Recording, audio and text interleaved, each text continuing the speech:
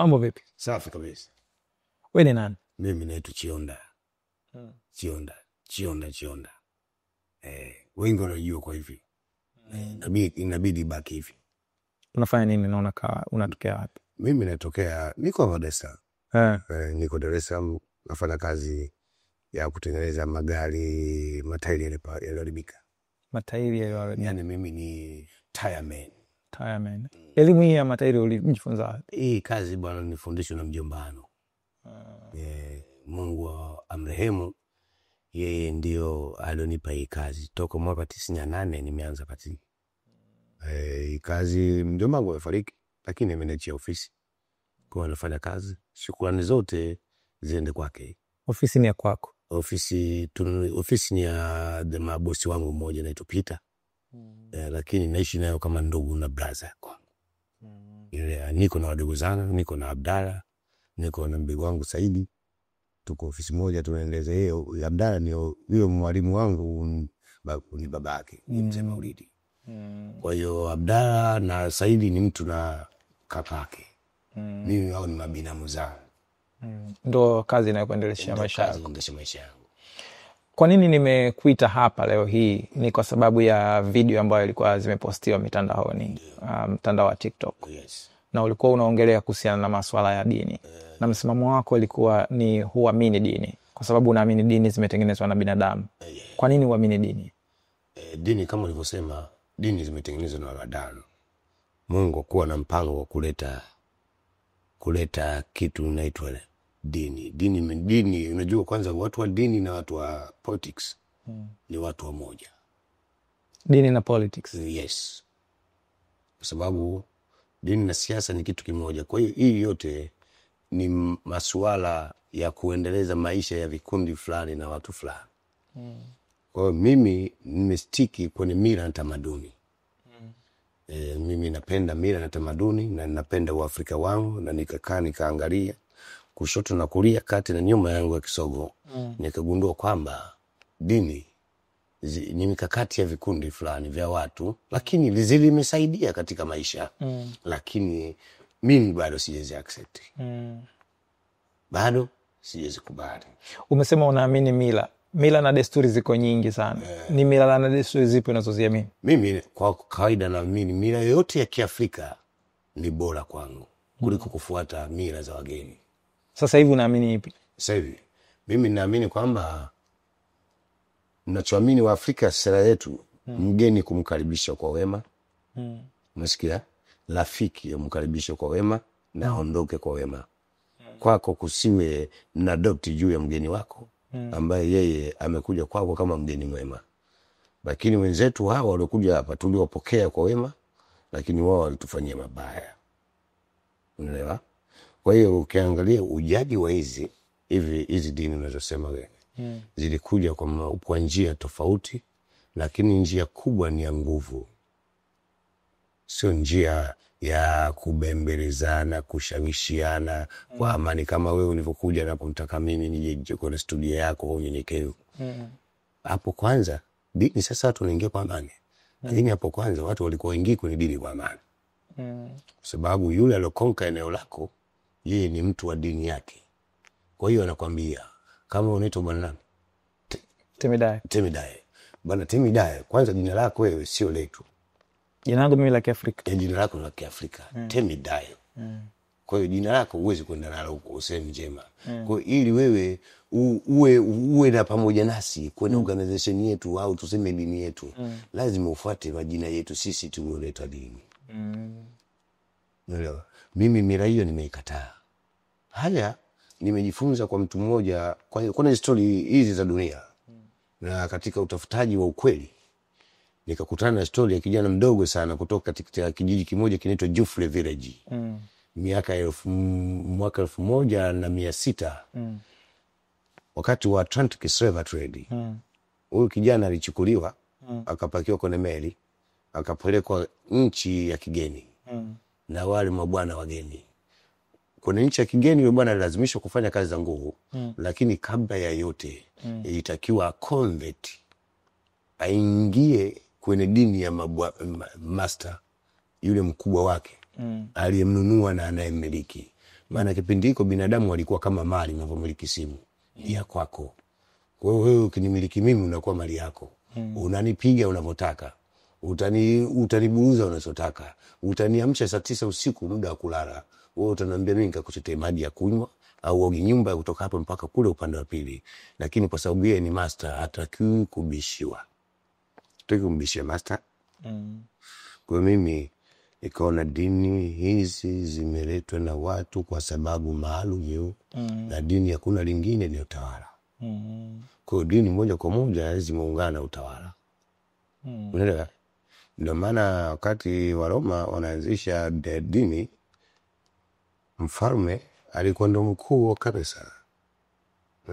Waroma walianzisha dini gani? Waroma ni wao walikuwa wanaabudu dini zao za kale.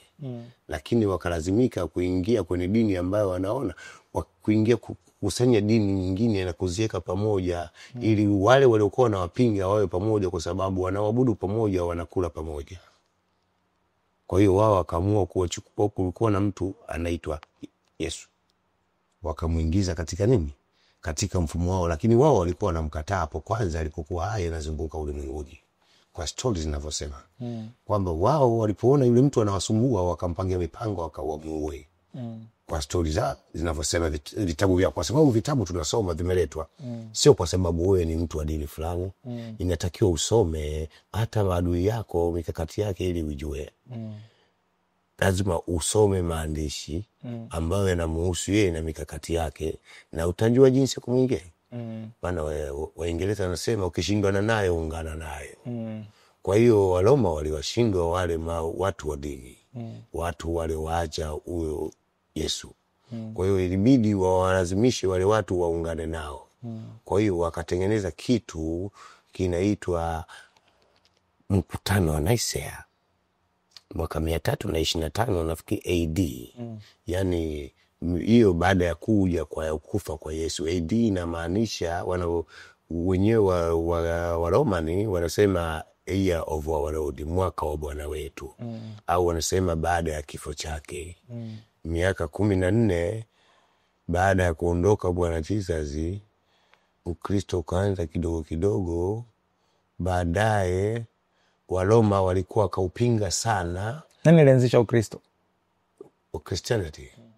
Christianity kwa ukweli Jesus siamini kama alikuwa Mkristo, kwa sababu Yesu hajawahi kuwa Kristo. Wewe unaamini au ni vitu ambavyo umesoma? Vitu nimesoma. Ni katika kusoma kwangu inaonyesha kwamba Kristo, Yesu ndio Kristo. Lakini niliposoma ndani nikaona Kristo ni maandishi ya Kigiriki. Ukisema Kristo si maana yake mtayarishwa. Mtayarishwa kuwa mfalme, nabii au rais, kiongozi wa serikali ya mtaa. Wote unajiandaa kuwa kiongozi, wewe ni mpako wa mafuta. Yaani kwa mujibu wa Wagiriki wa kale, Kristo ni mtayarishwa kuwa mtawala katika eneo lolote, iwe nyumbani, iwe kijijini, iwe taifa.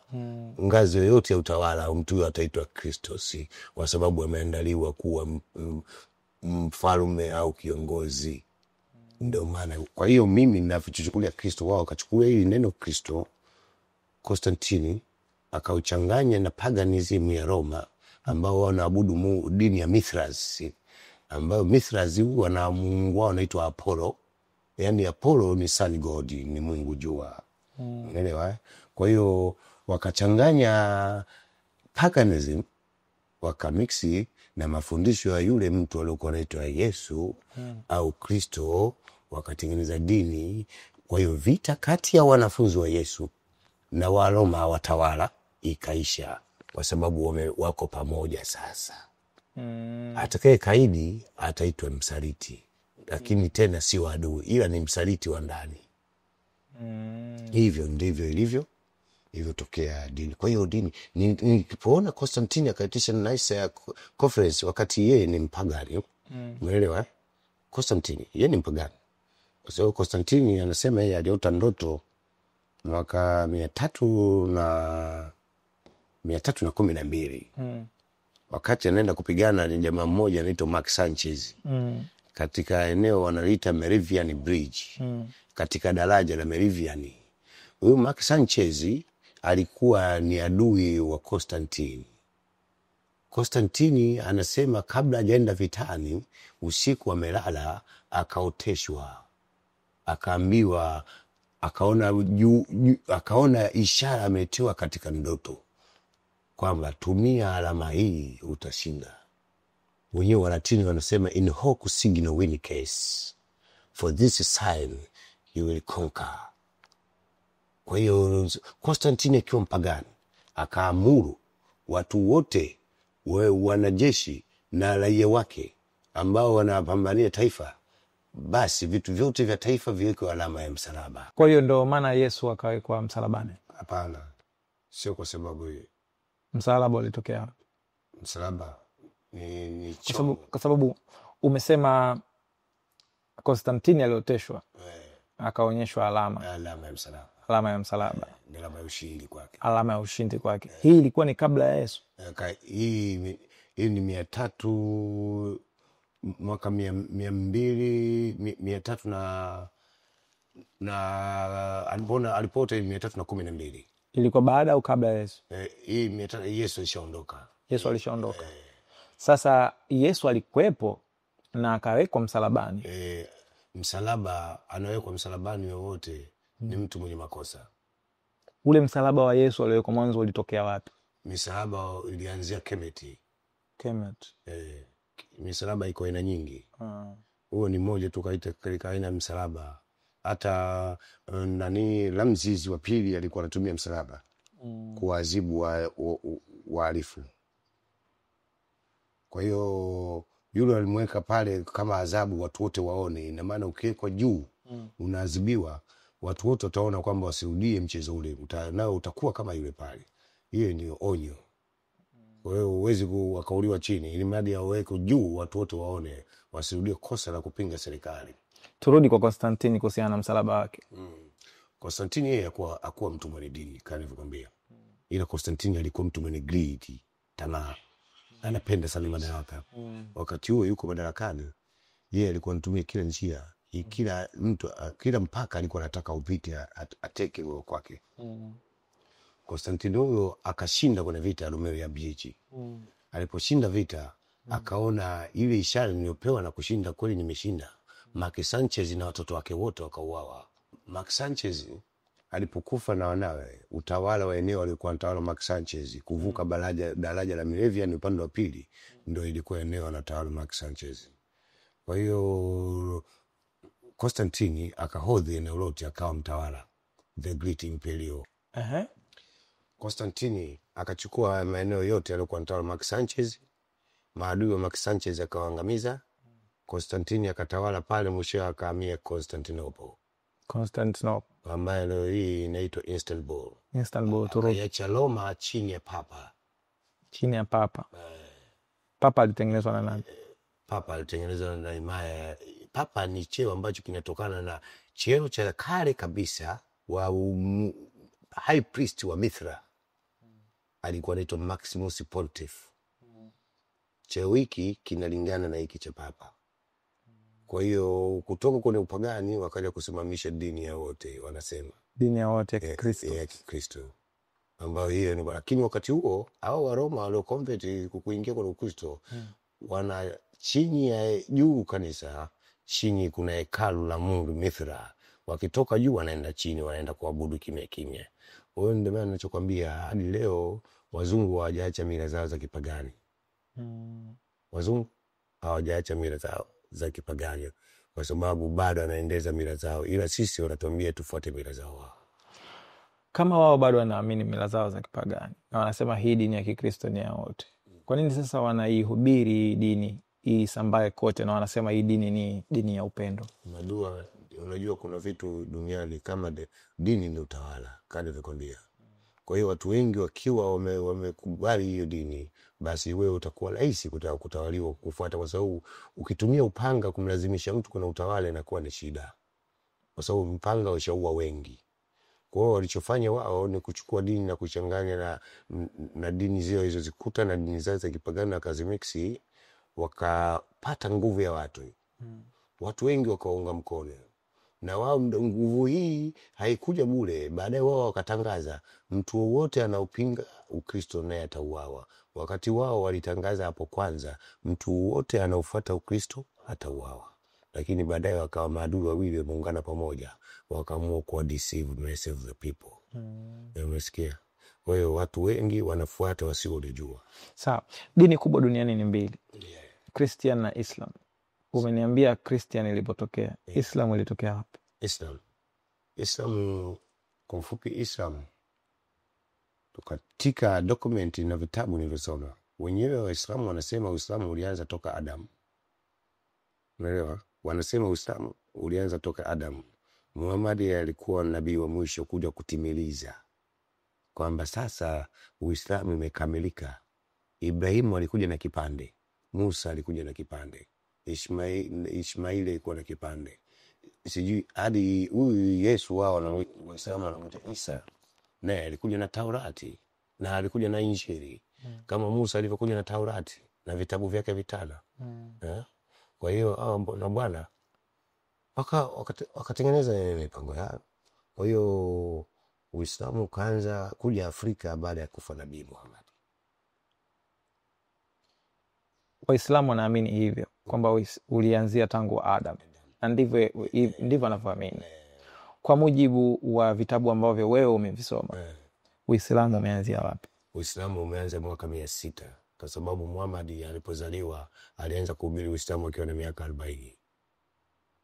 Alipokuwa na miaka 40 akaanza kupewa utume wake kutokana na vitabu nilivyosoma. Alipewa wanasema na malaika Jibrili. Hapa nako ndiko dapti ya kwanza inaitisha mimi katika dini. Dapti ya kwanza huyu Jibrili, ili jina hili lilitokana nani? La kikabila. Hili jina la Jibrili ni la kikabila, la kutoka kwa Mungu mwenyewe, au wanadamu wamepanga kutokana na race, rangi au na ukoo? Kwa huamini kwamba alikuwa anaitwa Gabriel? Siamini, kwa sababu ukimuita Gabriel ni jina la Kiingereza. Vitabu vinasemaje? Vitabu wanamuita Gabriel, lakini ni majina mapya yaliyotengenezwa, kwa sababu kama Gabriel mtokea Muhammad, ina maana alikuwa hapo miaka mingi kabla hajaitwa Gabriel. Alikuwa anaitwa nani? Unaelewa kaka? Kwa hiyo Nabii Muhammad akasambaza dini kwa muda wake, maana alikufa na miaka 63, na maana alihubiri dini chini ya miaka 23. Wale wanaitwa Makureishi ambao ni na ndugu zake walimkataa. Wakamuona anaitia dini ngeni. Wao na dini yao, kama kukwambia, wao wana mila na tamaduni zao, wana miungu yao mitatu. Wakasema hawa ndio miungu wa kweli, Uzza, Lata na Manata.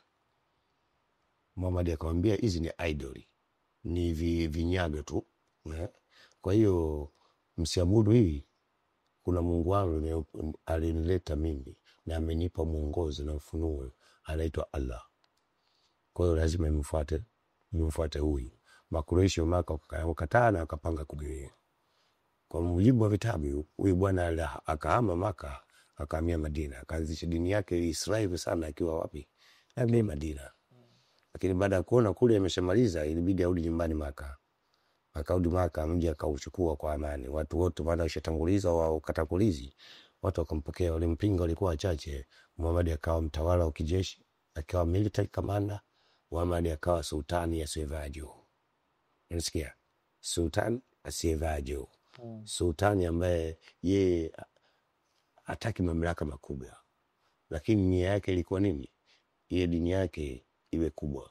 Lakini Muhammad katika dini zake kuna kutangaza kwake, katika vitabu inaonyesha kuwafanyia watu mabaya, kama walisi wake ndio walikuja kuwafanyia mabaya watu wengine.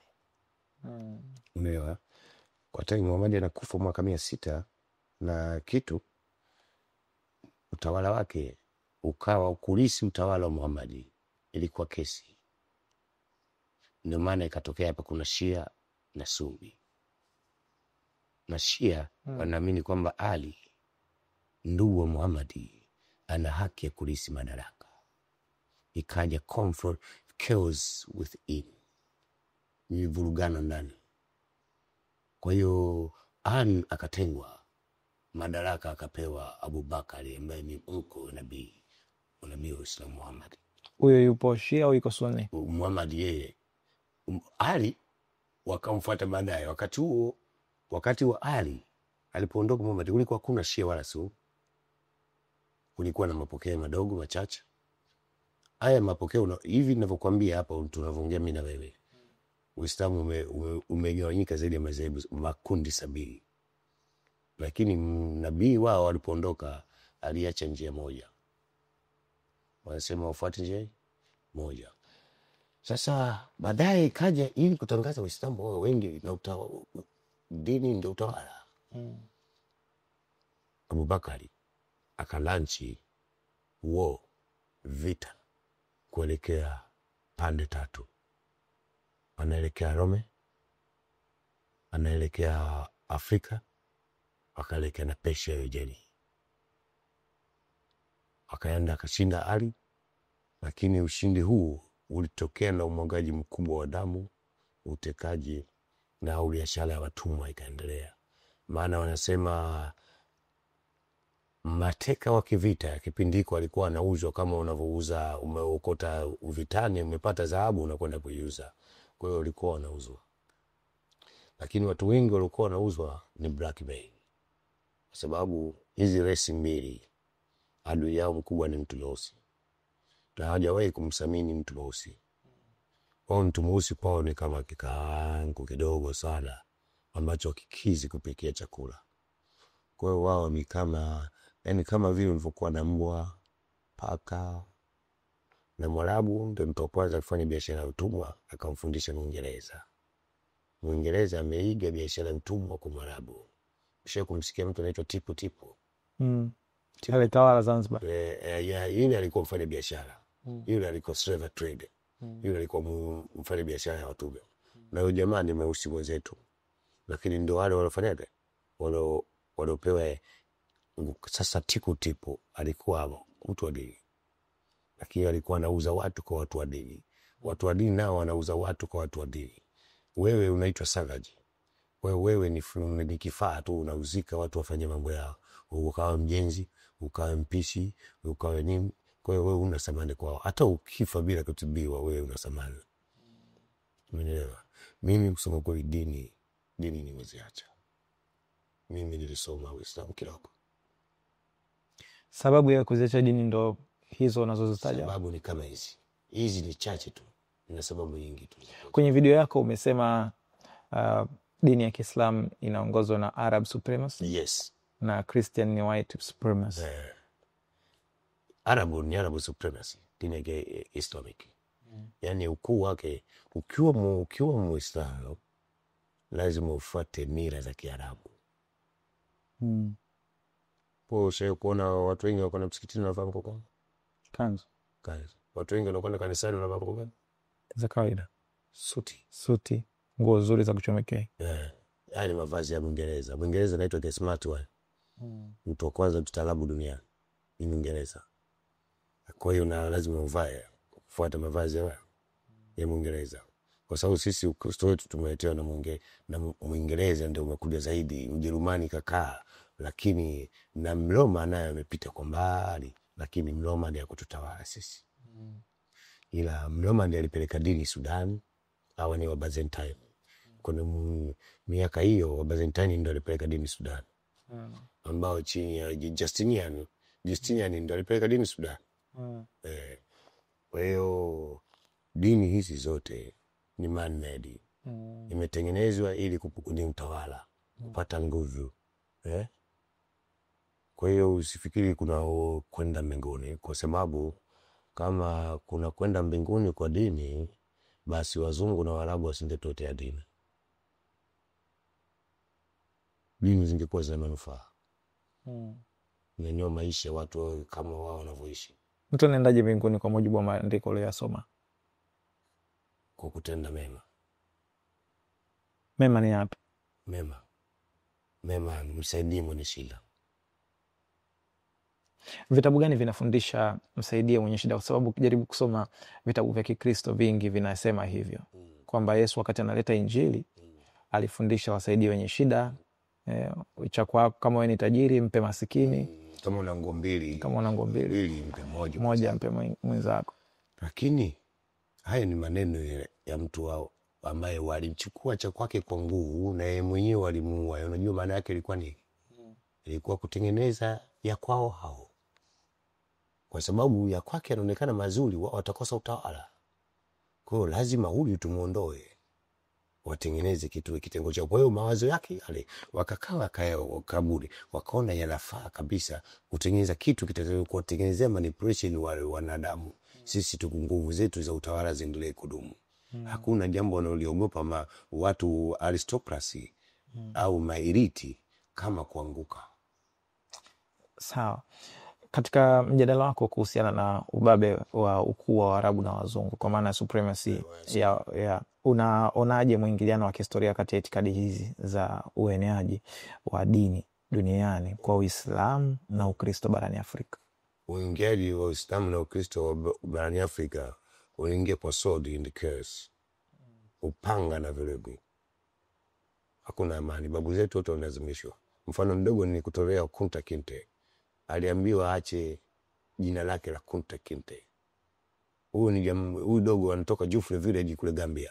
Akaambiwa kuanzia leo unaitwa Tobias, sio Kunta Kinte. Kwa sababu jina lako aliendana na dini yetu. Kunta Kinte alibisha zaidi ya miezi 3, lakini kwa sababu ya kuponya kichwa chake kisianguke mabegani mwake, Kunta Kinte atakubali. Hata utakata. Naambia ufe au kubali. Kwa lazima uponye kichwa.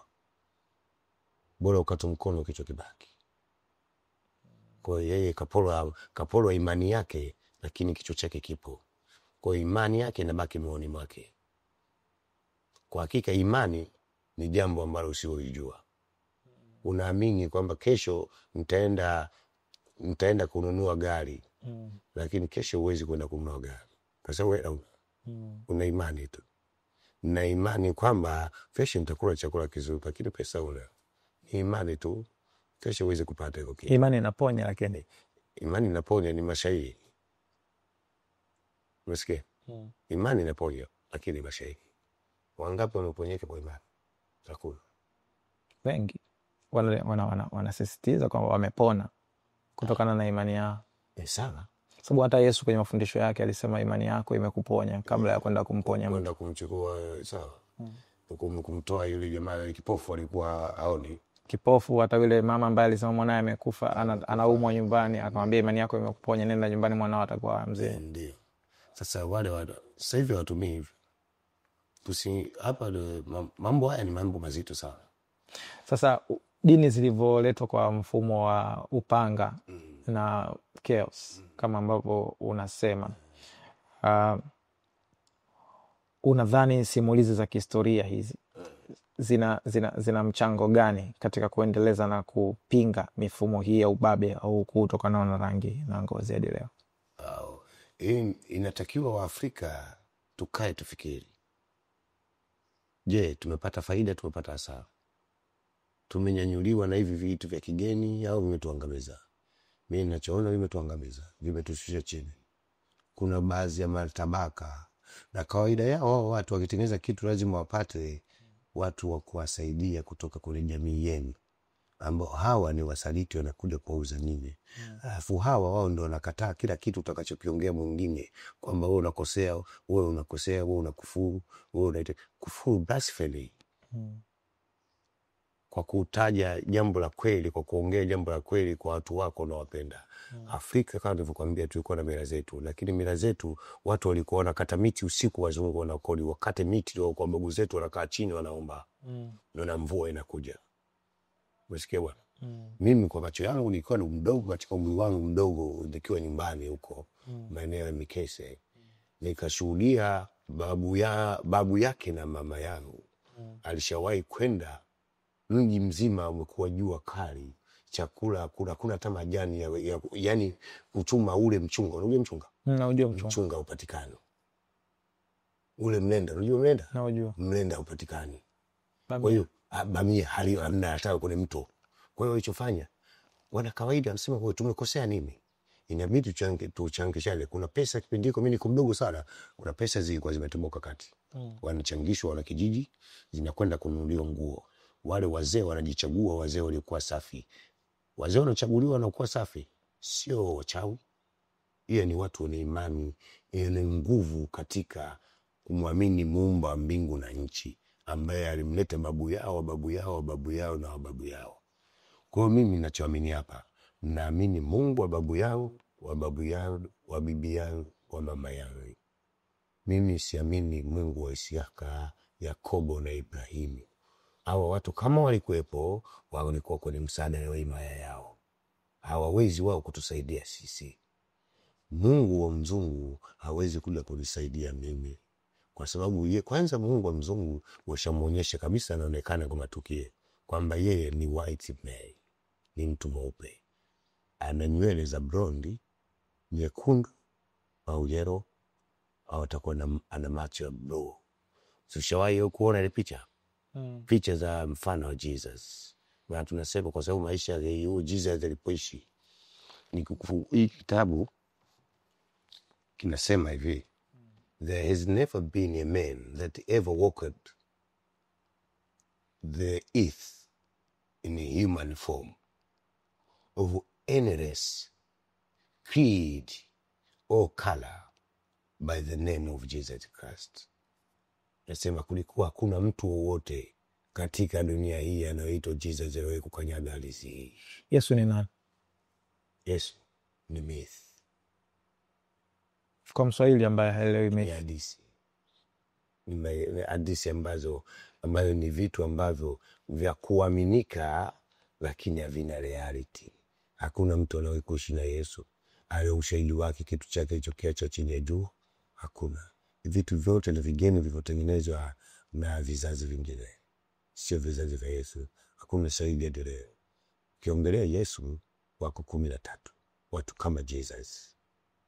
Nasikia unaweza kuwataja kwa uchache, nitawataja hata 2 au 3 ambao leo kama huyu Apollo yeye ni kama Jesus. Alizaliwa akiwa kwa mama bikira, akiwa na wanafunzi 12, mmoja wapo akamsaliti, naye akauawa katika msalaba. Apollo. Tunakwenda kwa Zeus. Huyu anaitwa the owner of 99 God, miungu 99 iliyoko katika mlima Olimpoko au mlima Olimpiki pale Ugiriki. Yeye naye amezaliwa katika miracle of conception, uzao wa ajabu kwa kukosa baba. Amezaliwa kutoka kwa mama tu, na akiwa na wanafunzi 12, mmoja akamsaliti. Unasikia basi? Hadithi ya usaliti. Kwa nini kuna usaliti katika Apollo na kwa Zeus? Apollo, Zeus, Jesus, wote walikuwa na usaliti. Kwa hiyo hii ni myth, ni hadithi moja. Hii imekandana na koo. Kama vile unapoangalia wa Babeli wana kitu wanaita Nimrod, Semiramis na Tammuz. Huyu Tammuz, Semiramis ndio ukienda Egypt wanaitwa Horus, Isis na Osiris. Horus ni mwana, Isis ni mke. Kwa hiyo hawa miungu mitatu ilianzia kale. Kwa hiyo tunachosema kwamba Constantine alikuja kurevive, kuja kufufua tu. Turudi kwa Yesu. Tumefundishwa Yesu. Kwa nini Yesu unaamini ni hadithi? Mtoto wa Mungu ni nani? Mungu hajawahi kuwa na mtoto. Mungu akiwa na mtoto atakuwa na ukoo. Kwa kawaida ni mmoja anaozaa atakuwa na ulisi. Kwa hiyo dunia ingeendeshwa chini under chaos, kila mmoja anataka madaraka. Kwa hakukuwa na Bikira Maria. Bikira Maria ndio Ishtar, ndio Isis, ndio Semiramis, ndio Fatima. Wakati tunaanza mazungumzo ulisema kwamba kulikuwa kuna mtu ambaye alikuwa anasambaza dini, alikuwa anasambaza maneno mazuri, ambaye alikuwa na watume wake wale 12, kina Petro, kina nani, ambao walikuja kuwa na nguvu sana hadi Konstantini ilibidi aungane nao kutengeneza Kristo. Huyu mtu ni nani? Nani huyu Ambaye aliuliwa akawekwa msalabani, huyu akafufuka siku ya tatu, akapaa mbinguni. huyu Jesus huyu wanamuita Jesus Isa, ila jina lake wenyewe kwa mujibu wa vitabu vya dini vya Kiyahudi, kama unaposoma Tanaka ni mchanganyiko wa maandiko ya marabi. Marabi ni walimu pamoja na maandiko ya Bwana Musa yaliyomixiwa pamoja, mapokeo, ndio akatengeneza kitu Tanaka. Tanaka leo hii inaitwa Talmudiki. Talmudiki ndani yake imebeba the Pentateuch, the 5 book of Moses, ambavyo ni tumesema vitabu vya kwanza 5 katika Biblia, kuanzia Mwanzo, Ufunuo, Mwanzo, Kutoka, Kumbukumbu la Torati. Viko vitabu vitano. Kwa sababu sio familia sana, ila napendaga kusoma, kwa sababu ukiangalia humu nakuta genealogy inakwenda moja kwa moja kwa it mean kwamba unaweza kusoma kitabu cha Bible kwa wewe unaotaka history, ujue kwamba black race, rangi na kila kitu imetokea. Vitabu vya kwanza ni Mwanzo, Kutoka, Mambo ya Walawi, Hesabu na Kumbukumbu la Torati. Mambo ya Lawi maana yake ndo akaja kutengeneza kitu kinaitwa law. Law ni Lawi au katika ukoo, kwa mujibu wa vitabu ya waandishi tofauti, Lawi ni walikuwa wana sheria. Kwa hiyo hizi Pentateuch ikatanganywa na maneno ya marabi wa Kiyahudi, kwa sababu Wayahudi wale kwanza kabla ya yote sio wale waliokuwa mwanzo. Ndio maana hata Gamaliel Abdul Naseri kuna kipindi alikuwa anahojiwa, akaambia vipi Wayahudi walioko Mashariki ya Kati wanaweza kurudi nyumba walikotoka hapa Misri, kwa sababu kule uko na vurugu utawapokea? Najua Gamaliel aliwajibu vipi, aliwaambia siwezi kuwapokea kwa sababu waliondoka hapa wakiwa weusi, wanarudi wakiwa weupe. Unasikia? Kila kitu 70% wanachokwambia sio kweli. Dunia imejengwa na uongo. Unasikia? Dunia inatengenezwa na uongo. Ukweli ni upi? Ukweli kwamba Mungu watu wote ni wa kwake. Hakuna chosen one. Mungu alichagua ukoo fulani ndio bora, kama wanaitwa Wayahudi. Ukoo wa watu 12. Ukoo 12 za Kiyahudi. Ukoo 12. Huyu ukisikia Wayahudi ni mtu mmoja anaitwa Juda. Juda ni mtoto wa Jacobo. Yeye ndiye alikuwa mlisi wa eneo la Jerusalem. Juda amelisi eneo la Jerusalem ambayo inaitwa Jebusi. Jebusi ni Jerusalem. Kwa hiyo huyu Jebusi ndio mwa Jerusalem. Huyu ni kitukuu cha Hamu kwa mujibu wa maandiko ya vitabu vya Biblia na hadithi za kale za dini. Lakini kwa hakika dunia hii wazungu wanachokifanya ni kufuta mila na tamaduni za mtu mweusi, kwa sababu sisi ndio tuleta ustaarabu wote chini ya jua. Kwa hiyo ili kuondoa mila na tamaduni za mtu mweusi, lazima watu weusi wote wapotee. Ndio maana tuletea njaa, vita, magonjwa, dini, elimu ambazo hazina msaada kwetu. Elimu zipi hazina msaada kwetu? Elimu ambazo hazina msaada, wewe unakuwa wa kukariri. Ukija una cha kuendeleza. Naweza nikakuuliza brother, kama wewe una master, umemaster nini katika maendeleo ya watu wako? Wewe una masters. Je, umewasaidia nini watu wako? Hivyo watafuta watu na master duniani wako yote. Lakini wachokifanya ni kwenda kuwafundisha yale waliopewa na wenzao. Hakuna lingine wanagundua. Kwa hiyo wao ni bado wametengenezwa kuwa puppet wa white race. Yani wao ni watumishi wazo. Ndio maana hapa ninachoongea na watu watakuwa wamekasirika sana. Ila mimi nasema hivi, wasikasirike. Mimi siko upande wa dini yoyote na wala sichukii watu wa dini. Ninaishi nao, tunalala nao na tunashughulikiana kwenye mashida na raha. Mimi familia yangu, mimi na watoto zangu wanafuata dini zao ya mama zao, kwa sababu wanajua baba yao hivi. Wao wafuate dini za mama zao. Anaopenda dini ya Ukristo aende, anaopenda Uislamu aende, anaamua siwe na dini sawa, anaamua kwenda kwa dini ziko nyingi, anakwenda kwa Hinduism, anakwenda Shinto, anajaribu kwenda kwa Confucianism, anaweza kaenda. Kwa nini Wachina walikataa dini ya Kikristo wala Kiislamu? Kwa sababu ni dini za kikoloni ambazo hazina msaada. Kila mmoja na mila zake mzee. Msikie, sisi kwa nini tuletee mila zao? Dini tamaduni. Nimekwambia kwanza. Ndio maana ili uwe Mkristo lazima uongee kizunguzungu. Msikia, uongee kama mzungu. Habari gani? Mambo yako, ujambo. Yani unaongea kama unateleza, lakini una mambo yako unamtega mtu. Msikia, na hata hawa walipokuja wanakuwa wema sana. Lakini baadaye kinachotokea utaamini. Ndivyo alivyokuja John Hawkins. Alisema anakuja kutangaza dini. Yeye alitumwa na Malkia Victoria. Huyu ni Mwingereza. Unajua meli anakuja nani anaitwaje? Anaitwa Jesus.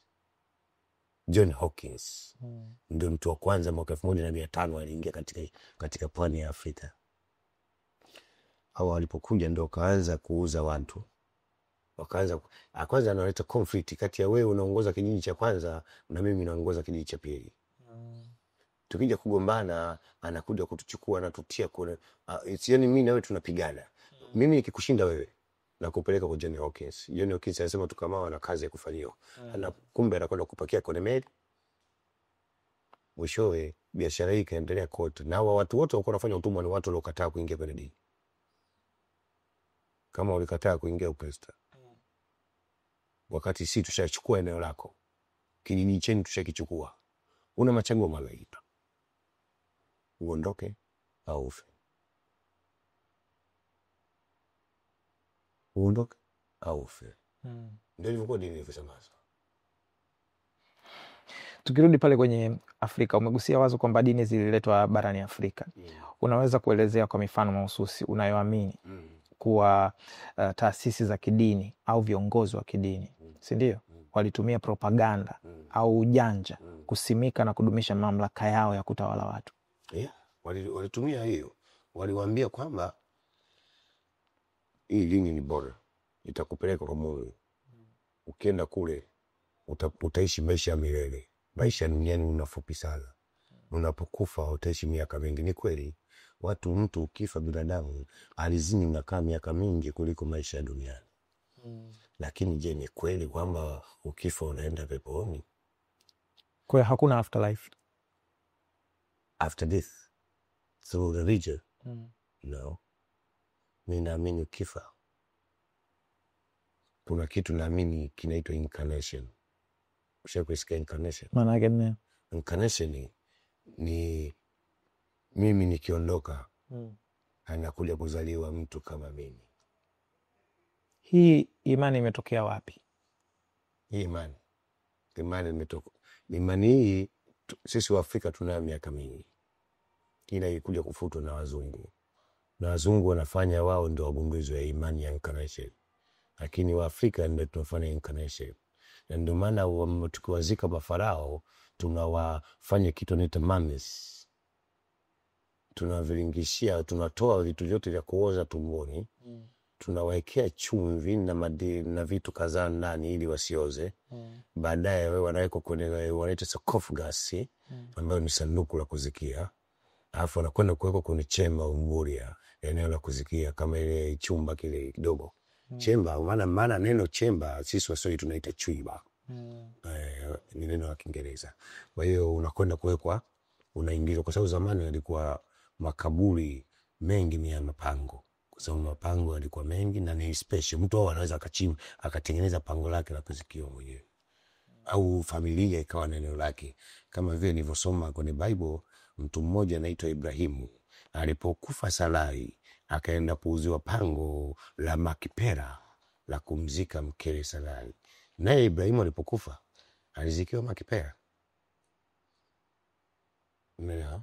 Kwa hiyo hadithi ya incarnation iko muda mrefu. Ndio maana wa Misri walikuwa wanaweka watu wao, wanajua wataenda kufanyaje. Kama maisha ya baadaye yapo, wataenda kuishi maisha ya baadaye, lakini sio haya wanaosema kwamba unakwenda kupewa izini ya kuwa mkubwa, kuishi miaka mingi, kula unachokitaka. Hii ni vice versa.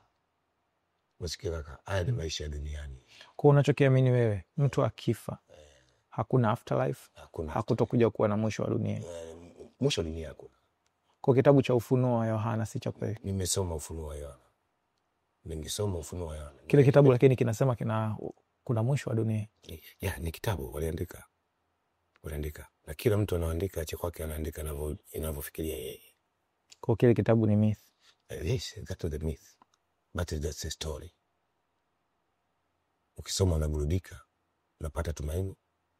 Lakini mpaka uchanganue sana, ndio utajua kwamba hii ni mfumo maalum wa utawala uliowekwa. Ukiamini vile, basi utaishi kinyenyekevu sana, kwa sababu ya kutegemea kesho kutakuwa na kifo. Ni kifa mimi, utakwenda kwenye sehemu gani?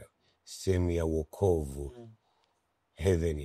Heaven ingekuwepo, mzungu asingekuletea dini, kwa sababu mzungu hana mpango na wewe uende naye peponi, wala mwanangu hana mpango wewe mwende wote peponi. Anakufanyia duniani anatosha. Itakubali wewe na wewe kwenda mkanya chai pamoja kule motoni? Ni wapi motoni? Neno moto limeletwa na vitabu viwili tu duniani, Quran na Biblia, ndio imeleta neno moto. Lakini ukisoma vitabu vingine kama vile Papyrus of One, Ancient Book of the Dead, the Kemet, ukisoma Papyrus of Nineveh, Book of Gilgamesh, umeelewa brother? Hivi vitu vyote havina moto wala pepo. Hivi vyote vinatakiwa maisha mema duniani, kuishi na watu vizuri, kwa sababu ndio ulimwengu ulivyo. Yataka kupata upate watu msaada wakupe. Wakati Yesu anaondoka alisema naenda kuwaandalia makao. Ni yapi? Anaenda kuandalia makao. Na nitakapokuwa mimi nani muwepo. Makao haya maandishi yaliongezea mkono, kwa sababu hiyo andiko umelitoa katika Agano la Kale, Agano Jipya. Agano Jipya. Injili. Hii ni maandishi ya mikono ya waandishi. Kwa sababu kalamu ndio shida ya ulimwengu. Watu wote wanatumia kalamu zao kwa manipulate watu. Kufanyia manipulation. Kwa hiyo unaamini vitu ambavyo havipo. Waafrika sasa wanaondokanaje na hii hali ya wengi sasa hivi wameshikwa na dini? Sisi wote, mimi ni Mkristo. Wewe ni Christian. Mimi ni Roman Catholic. Wewe ni Roman Catholic. Wewe ni Mroma lakini Mtanzania. Yes. Sio? Sasa kwa nini usiitwe ukajiita mimi Mtanzania, usiite Mroma? Nimezaliwa nimekuta ni dini wazazi wangu wanayo. Nisoma kitabu kimoja jamaa mmoja aitwa Edmund Flaudi. Kinaitwa Mankind Search for God. Unaongea wewe mfano mkubwa kwamba wewe ulivyozaliwa kwa baba yako ndio ukukuta na dini hiyo na wewe uko kuna hiyo. Ina maana hata sisi wa Tanzania tungetawaliwa na Mchina leo tungekuwa Confucius.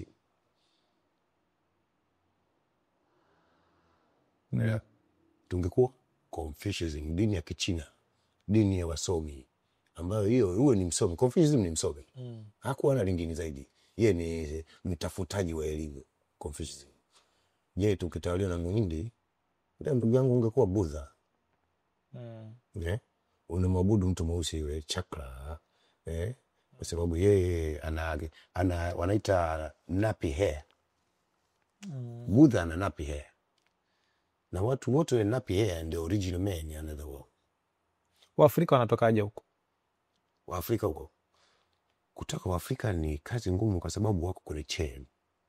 Kwa sababu chain ya sasa hivi tuliokuwa nayo hatujafungwa miguuni. Chain tuliokuwa nayo sasa hivi imefungwa kwenye ubongo. Na chain ya kwenye ubongo mpaka upaswe kichwa sio leo. Na Mwafrika kumfundisha kwamba hapo ulipo ni wrong. Hapa mimi nilipo wananiita mkosaji. Hapa ninachoongea hiki. Lakini mimi naongea lile ninalolijua na lile ninaloliamini kwa mimi. Si walazimishi wao wafuate vile ninavyofuata. Mimi hata ndugu zangu wakijua hili, wanajua hili kwamba mimi si mpagani. kwa sababu upagani nao ni dini. Wapagani wanaabudu, ndio maana kuna vitu wanaoita seen God na unseen God, miungu inayoonekana na Mungu asiyeonekana. Unaelewa? Kwa hiyo mtu wote anaoabudu kitu kinachoonekana yeye ni pagani. Yeye ni mpagani. Upagani ni dini kwa sababu unaamini katika kitu. Paganism. Na hata katika kile kitabu cha ni kile cha Mankind Search for God, nje zimeandikwa dini zaidi ya 16. Sasa hivi dunia ina dini zaidi ya milioni 1. India tupu ina dini zaidi ya milioni 1. India peke yake ina dini zaidi ya milioni 1. Je, Mungu ni mmoja? Dini zote hizo Mungu kazeta. Wewe unaamini kwenye Mungu? Mimi naamini Mungu. Yupo? Yes. Mungu yupo. Haina mashaka. Hakuna chenye kichopo bila chanzo. Mungu ni mmoja. Mungu ni mmoja. Turudi kwenye interesting. Uafrika sasa, ambapo tumepokea hii dini na imekuwa sehemu yetu. Sehemu ya maisha yetu. Huwezi leo kumzungumza mtu pasipo dini. Ili ufanikiwe kwenye biashara, nakwambia pia na lazima muombe Mungu ili ufanikiwe. Kuna mahusiano gani kati ya kuamini katika dini na kufanikiwa kwenye biashara kwa mujibu wa maarifa uliokuwa nayo? Sio kweli kwamba kuamini katika dini ndio kunakuleta mafanikio. Kuamini katika dini ndio kunaleta mafanikio, sio kweli. Na ndugu jamaa na marafiki, siendi mbali sana, mfano wao ni watu wa dini lakini maskini kama mimi. Utajiri unatokana na wale waliozaliwa nacho, na wewe ukizaliwa huna utaendelea kuwa peasant. Lakini kuna watu ambao wamezaliwa hawana chochote na wamekuwa matajiri. Na wapo matajiri ni atheist. Unajua watu kikundi fulani kinaitwa atheist. Ni watu ambao hawaamini Mungu. Mimi naamini uwepo wa Mungu. Lakini wao hawaamini kabisa kwamba kuna Mungu. Everything is nature. Sisi wa Afrika tunaamini katika Mungu toka enzi hizo, kabla ma-invader hawajatuvamia sisi. Ndio maana kina Ptolemy wanakuja kuivamia Afrika, wanaivamia Kemet, walikuta wa Afrika wana hekalu la Memphis. Kwa nini limejengwa hekalu? Kwa sababu ya kuabudu. Hiyo ni 320 na 223. Alexander alishamia Babeli, ameshakufa. Lakini hata Alexander mwenyewe anakuja amekuta sisi tuna Mungu Amemera. Na wakati anakuja Alexander alifikia Memphis. Alifikia Memphis. Ndio mji mkuu ulikuwa wa Misri kabla ya Cairo. Cairo ni jina jipya. Nimekuja kwenye miaka 1900 baada ya kifo cha Yesu. Yani miaka ya hii ya kwa kifo cha Yesu kuanzia AD, tuseme AD, baada ya kifo cha Bwana Yesu. Ndio hayo mapokeo kwa. Kwa nini Yesu yupo kwenye kila historia? Unajua ukimtaja hapa unamtaja Yesu, ukitaja kwingine. Kwa nini Yesu yupo kwenye kila historia? Kwa sababu huyu ndio contributor kubwa ya mabeberu na wakoloni walitumia kufanya utawala wao usimame, wakati wao wenyewe hawamfuati. Kwa Yesu alikuwa na nguvu kuliko mabeberu. Kwa wao, kwa kifaa, ndio maana Konstantini alijiunga na nguvu za huyu mtu ambaye mimi naamini ni myth. Unaelewa? Myth nayo karibiana na anatokana na Mungu. Mithra. Huyu Yesu ambaye alikuwa na nguvu kuliko utawala wa Konstantini wa Romani. Wakati wa Yesu Konstantini hayupo. Yesu yeye alikuja kipindi cha jamaa mmoja anaitwa Yesu, kipindi cha Augustus ndio kipindi cha Yesu. Augustus na mpwa wake anaitwa mpwa wake mmoja, nimemsahau jina lake kidogo. Hawa ndio wavamizi wa Roma. Walitoka Roma kuja kuvamia Judea. Judea ilikuwa eneo la watu weusi. Watu wakaja wa Roman wakaichukua Judea. Na ndio maana nikwambia kitu kimoja, unapofanya kila jambo uangalie kila shairi ina maana yake. Kuna wimbo mmoja jamaa mmoja aitwa Alpha Blondy. Alimba I see rising sun from Masada. Unajua Masada? Masada ni ngome ya mwisho ya Wayahudi weusi wanaondolewa katika himaya ya Judea, kwa sababu kwa mujibu wa dunia elimu lilificha. Suleiman mjenzi wa hekalu na baba yake Daudi alimkabidhi ufalme wa Israeli ambayo ilikuja kugawanyika pande mbili baada ya Suleimani kupewa madaraka. Huko Rehoboamu huko watawala Suleimani. Kwa hiyo walipofanya hivyo Wayahudi wale wanani wa Roma walipoingia wakaingiza kitu naita intermarriage, fukuza watu kwenda milimani. Ndio maana kuna kitabu mimi nasoma hivi vitabu vyao ingawa ni kivikoti, watasema si unaona, nimeona kuna comment zao kule wanasema si unaona Yesu naokoa, si unaona kamtaja Yesu, haleluya. Kwa sababu gani? Tumesoma hivi vitu, hatuwezi kukosa kuvitaja. Mimi mwenyewe nimekulia katika jamii ya dini, nimeishi na watu wa dini na sina ugomvi nao, sina matatizo nao. Na wengine hawajui kama mimi nafuata mila zao za nyumbani, mila za Kiafrika. Tunaishi nao.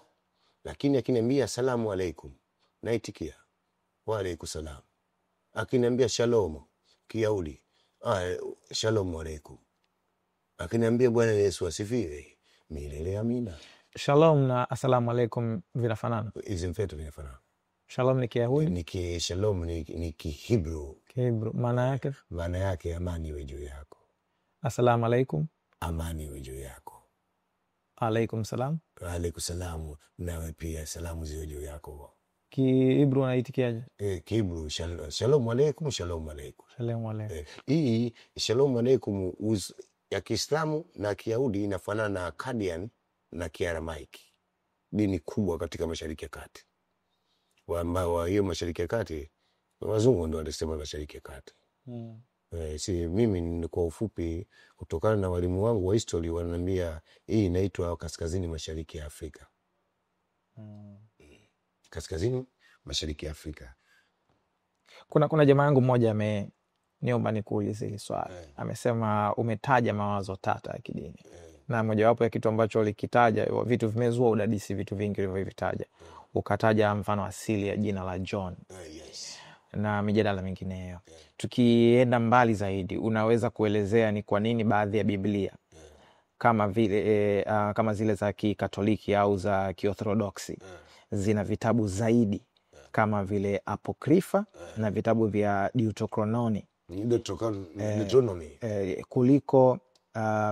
kuliko Biblia za Kiprotestanti? Maprotestanti hawa ni waasi katika kanisa hili. Katika historia Protestanti wao walipinga kumilikiwa na Roma. Kwa sababu wa Roma wanatumia kitabu chao iko wanaita Bible ya kanisa Katoliki.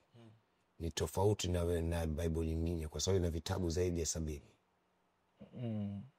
Kuna Biblia zenye kitabu cha Roma, Warumi, na kuna Biblia ambazo vitabu havipo. Kama kitabu kimoja kinaitwa Book of Jasher. Ushawahi kusoma Book of Jasher? Hapana. Kitabu cha Jasher hii ni apokrifa. Kitabu hakifai kusomwa huko Neuma. Vimetolewa vitabu 16. Tutarudi kwenye hiyo story. Tuendelee hapa kwa Waroma. Waroma wao walipochukua madaraka yao walikuwa wanapenda kuwasogeza watu jirani, lakini hawana wema katika mioyo yao. Kwa sababu wao ndio wanalinda utawala. Siku zote mtu alichukua utawala kwa upanga anaogopa atakuja kuondolewa kwa upanga. Na ndio history inaonyesha duniani kwamba kama ulimpola mtu chake basi na wewe utakuja kupolwa. Na ndicho kilichotokea. Walichokuwa nakifikiria ndio kilichotokea. Nao waliondoka kwa upanga. Kwa sababu Muhammad wa pili aliondoa pale Constantinople, na wakati huo Waroma wanataka kutengeneza coin bora ya kutawala ulimwengu. Dunia moja itawaliwa na pesa moja ya Roman coin. Lakini pale yule Muhammad wa pili, the Turks hawa, wakamfanyisha Constantino wa 13. Constantino wa 13 ndio the last imperial of the Holy Roman Empire. Kwa hiyo kuna statement moja ilisoma kwamba anayeshinda vita ndio mwandishi wa historia. Kwa nini Muhammad wa pili hakuendeleza elimu yake ya dini kwenye himaya ya Roma? Muhammad wa pili Romani kwenye utawala wa Muhammad wa pili Ottomani ilikuwa na nguvu. Maana hakuna walichokuwa nakililia Waturuki kama kuikonka Constantinople. Constantinople ulikuwa mji mgumu uliotengenezwa strategy ya kivita. Yaani ni ngumu kuivamia Constantinople. Kwanza ilijengwa na wall 3. Kuta 3. In, out, in the center. Unaelewa? Kwa hiyo kuikonka Constantinople ilikuwa ushindi mkubwa. Wanasema pale ndio kitovu cha Waroma. Kwa sababu Waroma walikimbia Roma, wakimbia Constantinople. Ni mji bora strategy ya kivita. Yaani walikimbia pale kwa sababu tu hawezi kuvamiwa kirahisi. Ndio maana Waroma wakaika makazi yao pale. Na wakati wa Muhammad wa pili, wakati anachukua madaraka, alikuwa amepata nguvu sana. Akaenda kuzikonka mataifa mengine jirani. Hadi hii Urusi, nusu ya Urusi ilikuwa iko chini ya Waturuki. Waturuki kutokana na hili wakatengeneza jeshi kubwa linaloitwa Janissary. Janissary ni jeshi la watu ambao kwanza hapa ndio dini tatizo lake. Hao Waturuki walikuwa ni wafia dini wakubwa. Ni watu wa dini, wafia dini. Wao walikuwa na dini gani? Ni Waislamu. Lakini wale 70% ni Shia. Unasikia? Wale mabwana walikuwa wanavamia Bosnia, wakavamia ushamsikia the Dracula? Dracula aliuawa na Waturuki. Dracula alikuwa ni nani? Kwa sababu niliona kwenye filamu. Dracula alikuwa mtawala wa eneo moja huko karibu na Romania. Alikuwa mtu mmoja katili. Maadui zake anawachomeka kwenye ncha. Huko akiwa amekaa. Anaingizia kwenye sehemu ya siri. Huyu ndo Dracula. Lakini Waromani Waturuki wakatumia akili moja. Wakamchukua mdogo wake. Kwanza huyu Dracula alikulia kwenye ikulu ya Kituruki. Baadaye yeye akatoroka, akaona Waturuki wanataka kulipa kisasi cha baba yangu. Kwa sababu Waturuki walikuwa wanakulia baba yako na mama yako, alafu wanakuchukua wewe, wanaondoka nao, wanakwenda kuingiza jeshini, unakuwa mwanajeshi asiyejali chochote, hana familia. Turudi pale kwenye Waturuki na Waroma. Waturuki na Waroma kwenye vita yao ya mwisho. Ulizungumzia kuhusiana na ishu ya Waturuki mpaka ukanitaja Dracula hapa. Waturuki wao ni watu wenye nguvu, ni watu wenye jitihada kwenye lao wanalotaka. Na sisi wa Afrika inatakiwa tuige tamaduni na mila za nguvu za wale jamaa. Mila zetu tubaki nazo, lakini umoja wa Waturuki inatakiwa Afrika tuwe nao. Kwa hivyo turudi pale ambapo ulisema Mturuki alimfanya Mroma akaenda kuishi Constantinople, na Mturuki akaja akampiga Mroma akiwa Constantinople. Pale turudi kwenye historia hili, kwa sababu msingi wa swali langu ulikuwa ni kuhusiana na vitabu, kama unakumbuka. Vitabu. Vile nilivyokutajia, ambacho kilikuwa na Deuterokanoni, Apokrifa, Protestant. Ulinipeleka kule kwa sababu ya Waprotestant. Waprotestanti hawa ni waasi kutoka ndani ya kanisa. Kama mwaka 1517 akajitenga mtu anaitwa Martin Luther. Akajitenga na Roma. Kwa sababu gani? Roma ikawa inapata nguvu. Roma inapokea donation kubwa kutoka duniani. Roma inachukua vitu wanaita tribute. Yaani mtu unaotawaliwa anatakiwa utoe mali kwa yule anayekutawala. Unaelewa? Sasa wale wenzao nao unajua greed, tamaa. Takaona huyu mbona anatamba sana? Akaamua kutengeneza kanisa la Anglican, Lutheran Church.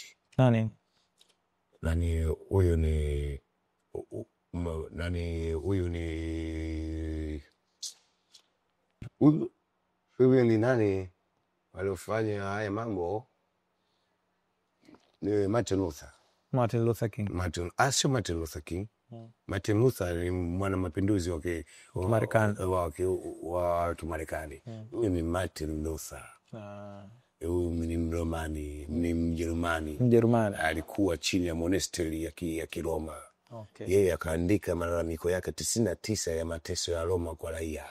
Michango mingi, adhabu nyingi, faida hakuna, sherehe kibao za maandishi, wakaanza kupingana wenyewe kwa wenyewe. Ili nalo ni sababu mojawapo inanifanya kwamba wenyewe kwa wenyewe walishindana. Hizi dili ni matengenezo, ni biashara ya wenyewe. Kwa hiyo naye Luther akataka kuonyesha utukufu wa Wajerumani, akatengeneza Lutheran Church. Lutheran Church. Tutarudi kwenye historia ya Lutheran Church na Anglican Church na makanisa mengine. Swali pale ilikuwa ni kwamba unaweza kuelezea ni kwa nini baadhi ya Biblia kama zile za Kikatoliki, Kiorthodoksi, sawa, au zina vitabu zaidi, si ndio? Kwa maana zina vitabu vingi zaidi, si ndio? Kama vile Apokrifa na vitabu vya Deuteronomy kuliko Biblia za Kiprotestanti. Unajua Biblia za Kiprotestanti hao walikuwa wanasema wewe, ambao ndo kama waasi wa Lutheran na Wagae, vitabu vyao ni vichache kuliko vitabu ambavyo vipo kwenye labda Roman Catholic. Kwanza nchi ya Roman Catholic waliobaki wote wanaona Roman Catholic ni washirikina. Waliobaki hao waliojitenga ndani ya Roma, Anglican, Protestant, Presbyterian, sasa hivi kuna Mormon, Baptisti, umeelewa? Hao wote ni chanzo cha Martin Luther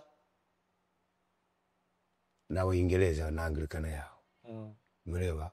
Hawa sasa ili washinde wa Roma, wanawaona wa Roma wao wametengeneza vitabu vingi ili kujilinda, umeelewa?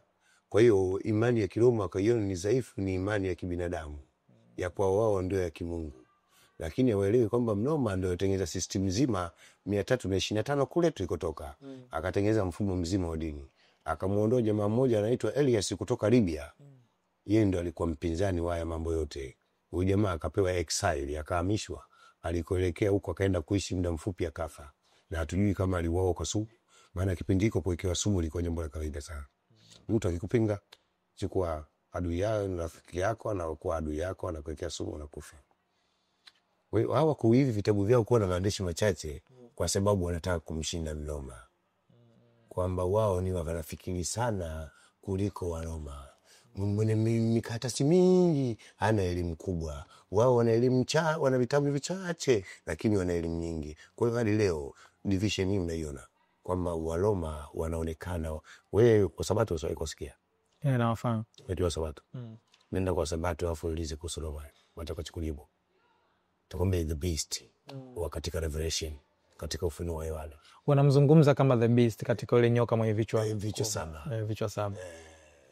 Unajua wanamuita the beast normally kwa sababu yeye ndiye yule mtabiliwa.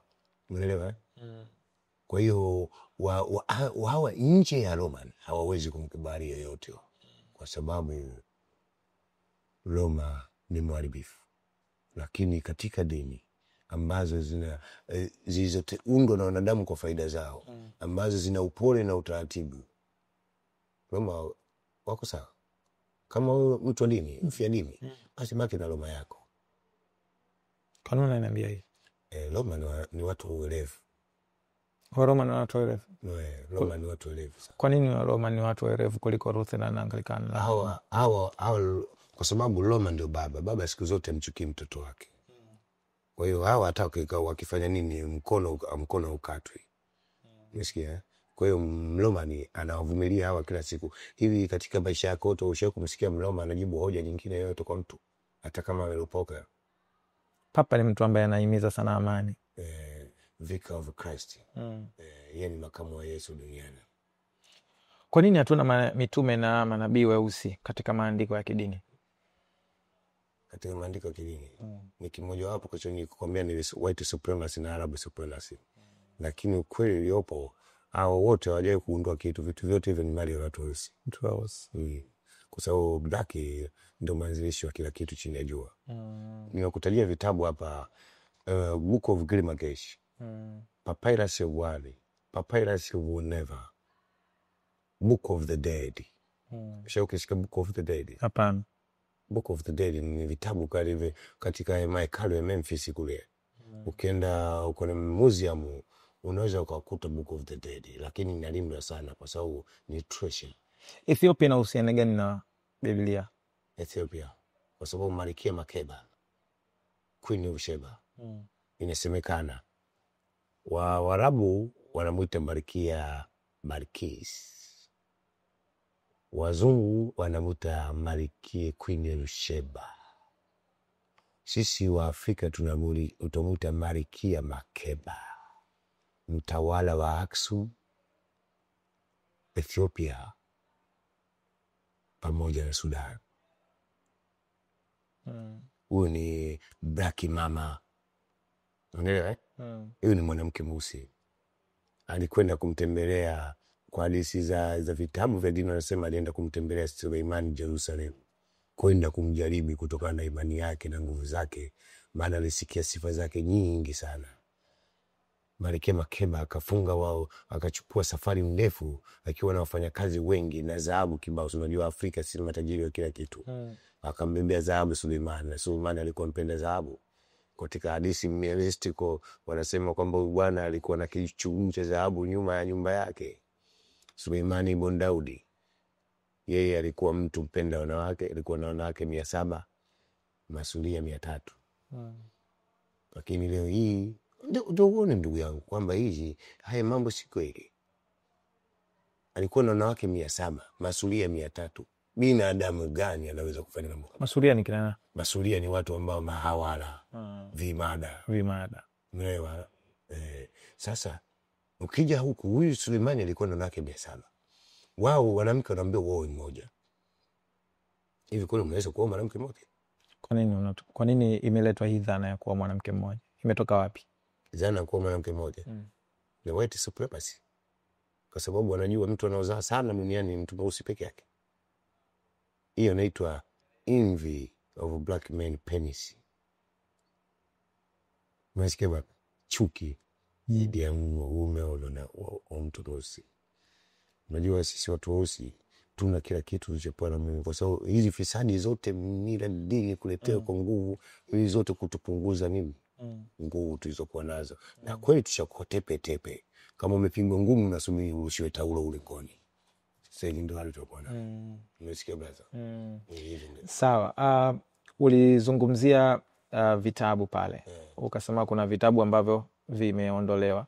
Ndio. Na kuna kwenye Biblia kuna vitabu vipo na vitabu vimeondolewa. Ndio hapo ukisoma kitabu ni vitabu gani havipo kwenye Biblia?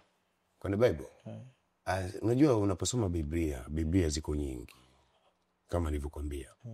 Unaweza ukasoma Deuterocanon, ukasoma Union Vision, ukasoma King James KJV. Kwanza kwa ufupi KJV, King James Vision, itengenezwa na mtu mmoja anaitwa Mfalme John. Ndio maana ikiitwa KJV. Maono ya Mfalme James. Huyu anaitwa James.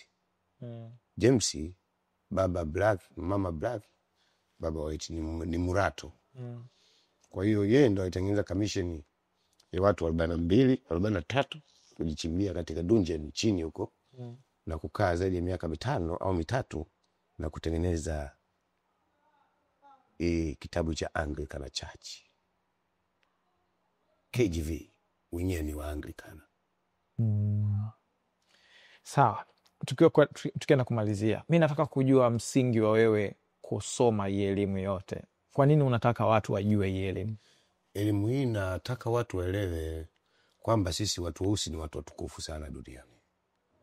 Nikwambie kwa ufupi, kwa hiyo dini wanazosema hajawahi kutokea nabii mweupe. Katika research yangu kusoma vitabu vya watu wa dini, niliposoma nikagundua kwamba hao manabii wao wote hakuna mweupe hata mmoja. Msikia? Turudie tena hapo. Manabii wao wote wanawataja katika vitabu vyao. Kuanzia Ufunuo, kuanzia Mwanzo tu Ufunuo. Na kuanzia surati Nasi tu surati Fatiha. Hakuna nabii aliye mweupe. Dini zote waanzilishi, mipango yote, instigator, sisi wenyewe baki.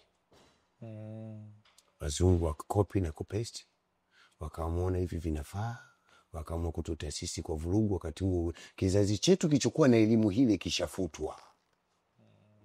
Umesikia?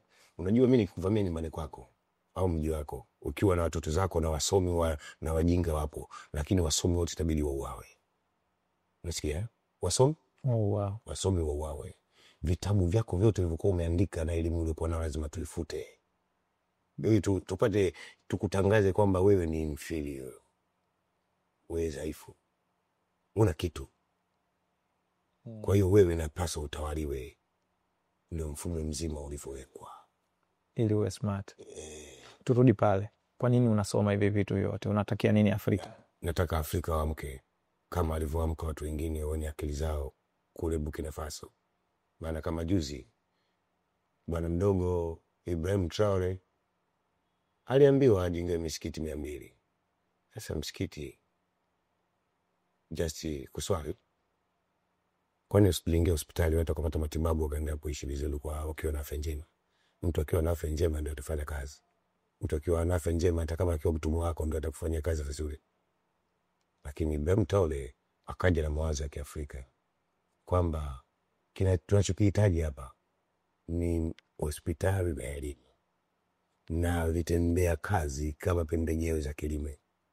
Ndio vitu vinavyohitajika Afrika. Afrika tuachane na vitu tulivyoletewa na wageni. Imported gold, imported buku, kila kitu tumebebewa kutoka kwenye maboti na meli. Hivi vitu tuachane navyo. Afrika tuna nafasi ya kuendelea kwa sababu hakuna dunia bila Afrika. Afrika tuna watu zaidi ya bilioni 1 na milioni 6. Umeelewa? Bilioni 1 na milioni 6 hao wanaoishi ndani ya Afrika. Tukiungana sisi wenyewe tunawazidi wazee. Tukiungana kiuchumi, tukifanya tuondoe mambo ya passport na mipaka waliweka. So mpaka kaika mkoloni. Mkoloni huyu ndio alotufanga mimi wewe ni kwa ndugu yangu lakini umewekwa mpaka wewe utakuwa na kabila lako na mimi nitakuwa kabila langu. Tuko pamoja, wewe utakuwa na dini yako, mimi nitakuwa Muislamu, utakuwa Mkristo. Kule wewe umevamiwa na Mwingereza, mimi huku nimevamiwa na Myemeni. Itabidi niona nifuate dini ya Myemeni alonitawala. Ndio maana kukutana mfano mmoja, wewe ungetawaliwa na Mchina ungekuwa Confucianism. Ungetawaliwa na Mwingereza sasa hizi wewe ni Anglikana. Umeelewa? Sisi bahati nzuri tumetawaliwa na wakoloni tofauti. Sisi tumetawaliwa na Mleno katawala Kilwa. Lakini Kilwa wenyewe alitawala kimabavu. Alikutana na wale watu wabishi, Mleno alishindwa kukaa. Tukatawaliwa na Mjerumani. Mjerumani kakaa sana hapa. Tukaja tukakabidhiwa sisi kama yani imagine mzungu anakufanyia. Yani wewe taifa kubwa lina watu wengi anasema nao hapa Mwingereza au wale. Sisi Mwingereza tulee sisi watu wazima na akili zetu, tuna nchi na kila kitu. Yeye kwake amemshinda Mwingereza. Wazungu washaika pigana vita miaka 200. Mwingereza na Mfaransa. Kwa kutafuta nini? Maisha. Yao kwa wamewashinda wanakuja kwetu kutukangia. Wa Afrika waamke. Mimi nasema hivi, ukienda katika hekalu la Kemet au misemo ya Afrika wenyewe mababu wanasema know yourself. Jitambue mwenyewe Mwafrika. Wewe ni nani? Umekuja duniani, wewe ndio baba wa vizazi vyote. Wewe ndio contributor wa ulimwengu. So, nataka turudie information hii uliyoiongea in English language. At least for many Africans to understand what you have been saying. Yes. For you to study all these informations about religion, why, what do you want for Africans? I want Africa to develop themselves.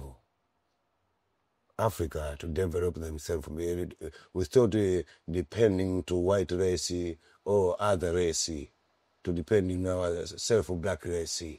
Black race, everywhere we are. Do you understand? Everywhere. Unaweza ukatukuta sisi. We are the people. God given us the power. Everything to the land, to the mountain, to the river. We have everything we need to develop in ourselves without invader or the foreigner. So we don't need their religion. The religion is not matter to us. We need the education for ourselves. Our education we need education from our master who knows something about Africa. Who is our master? The fathers and the mothers. If you listen to your mothers and fathers, you will know the true meaning of to be a black man. He will teach a good reason. But if you don't understand your mother and your father and mother is to me, I say my mother is a savior to me. He is a God in the world to me.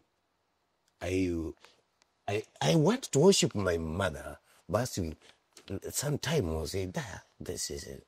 My mother is very amazing. First one, I worship my mother.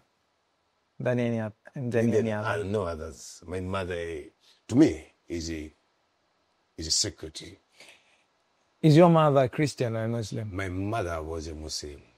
No. But I lived in it. I never see him to go to the mosque. Never see her to go to the mosque. Yeah, I never see her to go. Yeah, most women mostly they worship inside. What? In their houses, in their rooms. My mother, I think like me, I saw my God here in my heart. I believe God in my heart. My God is with me. So you don't need to go to the church? Yes, man. I don't need to go to the church or the temple because God is with me. God is with me. If you say amen, praise God. Be so and be it. Asante sana. Eh? Asante sana kwa maarifa. Naamini una vitu vingi sana vya kutuelimisha, lakini muda wetu ni mchache na wewe una majukumu yako mengi. Pengine tutafuta wakati mwingine wa kujifunza na watu kufahamu hivi vitu tunavyoviamini. Again, haya ni mawazo yako wewe. Hichi ndicho unachokiamini. Watu wana nafasi ya kuchambua kipi cha kweli, kipi cha kutokuacha. Na kama kuna wale ambao nimewakwaza, kuna watu, mimi nakwambia kuna watu wanaitwa wafia dini. Hao watu ni wakorofi sana. Wao wanataka wanavyoamini wao wewe ukubali. Wakati yeye jina lake anaitwa Samsoni, mimi naitwa Chionda. Mungu angetaka tuwe pamoja, tungekuwa na jina moja. Lakini mimi naitwa Chionda, mimi ni different. Hatufanani mimi na yeye. Tuko tofauti. Kwa hiyo mimi wacha niamini ninachokiamini. Naamini cha kwangu ninachokiamini ni bora. Ndicho kitakachonipeleka kule nakojua alionileta wapi atanipeleka. Watu wakitaka kutafuta, wakitaka kuongea kwenye majukwaa, wanakupataje? Mimi watu wakitaka kunitafuta kuongea, mimi niko tayari kufundisha yoyote. Yoyote anonihitaji akiwa mwema anakuja kwa wema. Kwa sababu sasa hivi ninavyoongea hapa, nishatengeneza duniani lazima utengeneze pande mbili. Adui na rafiki. Ndio maana kuuliza you are foe or friend. Yaani ukigonga mlango wangu usiku manane, lazima nikuulize foe or friend, adui au rafiki. Kwa hiyo hapa hata Mwingereza na msemo wake mmoja anasema ukiwa una adui basi mchague mmoja awe adui katika rafiki zako. Ukiwa una adui, mchague adui ni muhimu katika maisha. Robert Greene ameandika hivyo kwenye kitabu chake cha 48 Laws of Power. Ameandika hivyo. Hata ukienda kwa Machiavelli, ushasoma kitabu cha Machiavelli? Hapana. Anaongea hivi kwamba if you have no enemy, choose one among your friend. Adui ya Mwafrika ni nani? Adui ya Mwafrika, white men and sio Mwafrika mwenyewe. I don't know. African hawajajua haya mpaka pale walipoletewa. Mimi nakushukuru sana. Nimekutana na Chionda, nilikutana naye mtandaoni. Ana maarifa ambayo yeye ameyasoma kwenye vitabu, na hii ndio sababu ambayo imenifanya mimi kumtafuta yeye ili kukuletea haya aliyokuwa nayo yafike kwako. Uchaguzi wa kuyakubali au kuyakataa haya aliyoyazungumza unabaki kwenye kichwa chako baada ya kutafakari kile ambacho amekizungumza. Mimi nimeyafikisha kwenye jamii kuanzisha mjadala mpya. Ikiwa unatamani mjadala huu uweze kuendelea, unaweza kuniambia hapo kwenye comment, tutatafuta namna nyingine ya kuendeleza zaidi ili elimu hii watu wengi waijue na waweze kuipinga au kuikubali kwa namna yoyote ile. Msimamo wake wa yote haya anasema ni wa Afrika kukubali na kurudi nyumbani na kujiamini na kuijenga Afrika yao. Kama ambavyo Marcus Garvey aliwahi kusema, Yes. Afrika ili iweze kuendelea inahitaji kuendelezwa na Waafrika wenyewe na si mtu mwingine yoyote. Nashukuru sana kwa kutazama muda mrefu tangu tumeanza kuangalia hiki kitu. Pengine kuna kitu umekijifunza. Asante. Jina langu naitwa Temidayo, nilikuwa na Chionda hapa. Hii ni Crown Media. Tutakutana wakati mwingine.